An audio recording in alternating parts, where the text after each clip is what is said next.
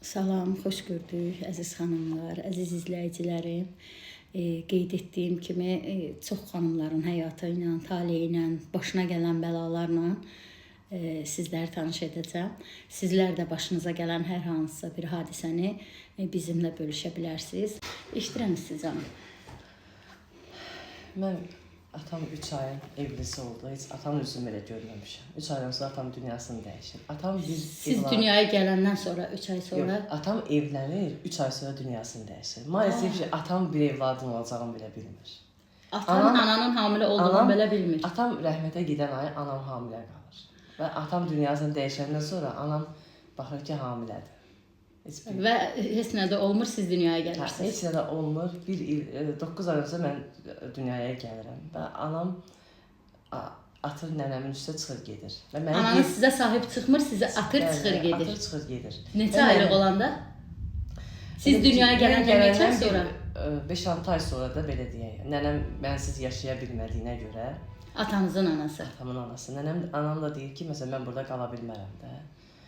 Deyir ki, onda atası yoxsa uşağı neyinəm? Allah lazım olsa uşağı da mənə verməzdi. İstəmirəm. Atası yoxsa uşağı da mənə lazımdır. Verir nənəmə çıxır gedir. Və 7 yaşıma qədər anamın kim olduğumu belə bilmirəm. Əmmə ata deyirəm. Və sizə kim ata-analıq edib? Əmmimin yoldaşı. Əminiz atalıq eləyib, əminizin yoldaşı analıq. İndi hal-hazırda onlar sağdır? Bəli, sağdır. Aha, bəs indi ananızla münasibətiniz var? Var ki, 3 ildə anam gəlib gedir. Amma anamı Allah xatir, yəni anam deyə bağrımı basa bilmirəm. O qədər boşluq var ki. Heç mi bu illər ərzində sizə axtarmamışdı? Axtarmışsa bəlkə də bilmirəm, yalanla da, yəni evimə gəldiyi hal-hazırda 3 ildir. 3 ildir ki, anam gəlib gedir. Bəs necə olduğunu bağışladınız? Çünki uşaqlarımız sayəsində, yoldaşım, bir də hər şeydə Allaha xatir.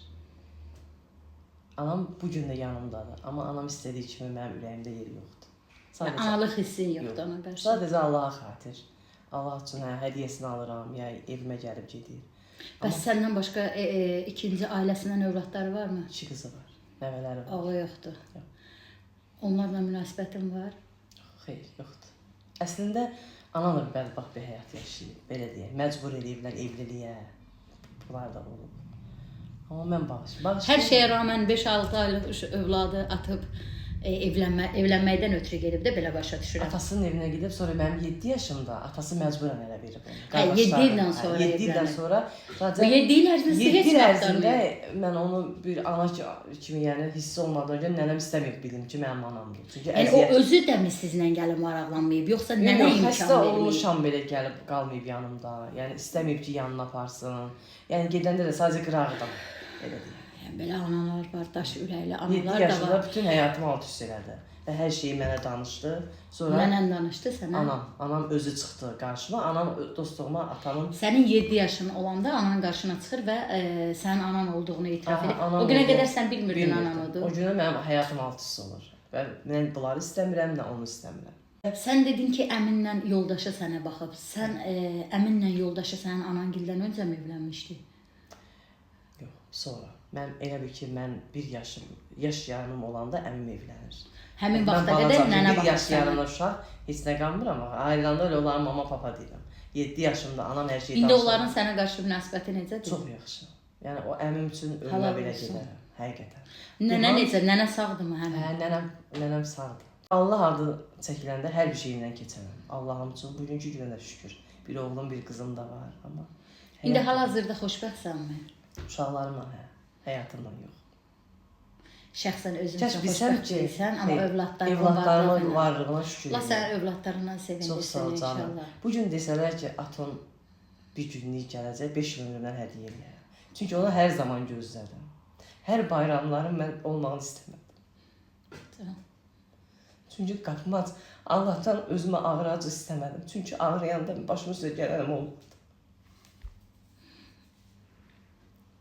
Allah səbir versin, həqiqətən də çox təsir edici bir həyatdır. Biz sadəcə bir qəbristanlıq olub həyatda.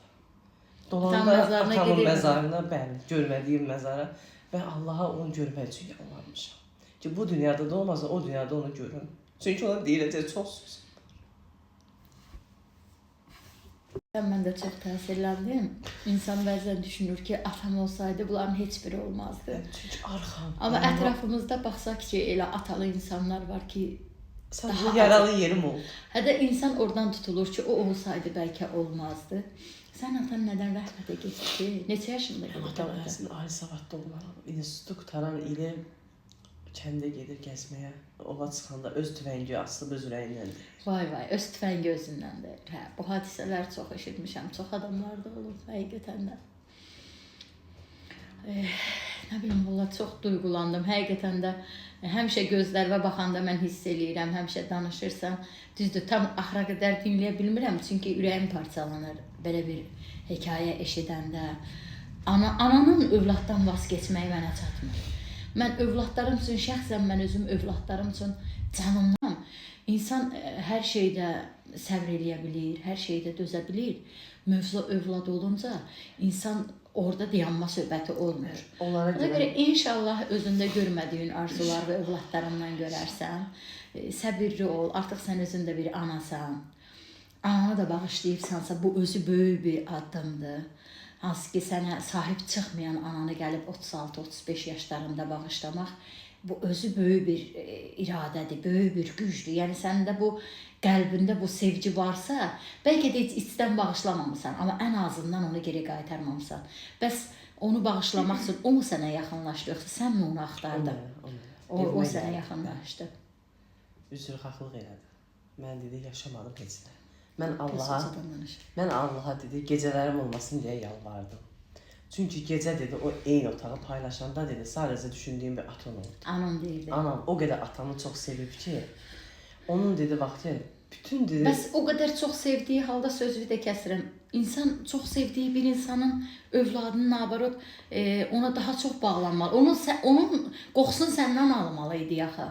Bu nətər olur ki, sən çox sevdiyin insanın övladından vaz keçirsən? Çünki nənəm sənsiz yaşaya bilmirdi və evdə 3 qaynım olduğuna görə mənim cavan bir gəlin orada qalmağım düzgün deyil. Onun da səbəbləri Ona olur görə. da, onu da qınaya bilmirik. Amma mən dedi bir cəhənnəmə dedim. Mən düşünməmə ailə həyatı qurdum. Mən bir cəhənnəmə addım atdım. Bəs qurduğu ailə həyatı necə olub? Eyni həyatı paylaşırlar, yaşayırlar onlar. O həmən kişinin də öz yoldaşı rəhmətə gedib 2 uşağı balaca qalıb. Amma pis insan olmayıb. Sadəcə anam istəyə bilməyib. Ananın ürəyi ancaq atamda. Ürəyi yaralı olan insan heç vaxt yenidən ürəyin bərpa eləyib həyata bağlana bilmir. Həqiqətən də çox çətindir. Allah bizləri ata-anasızlıqla imtahan eləməsin, övladsızlıqla imtahan eləməsin. Amin. Allah hər kəsə səbir versin. Çox üzüntülü bir həyatdır. Həqiqətən də çox üzüldüm mən.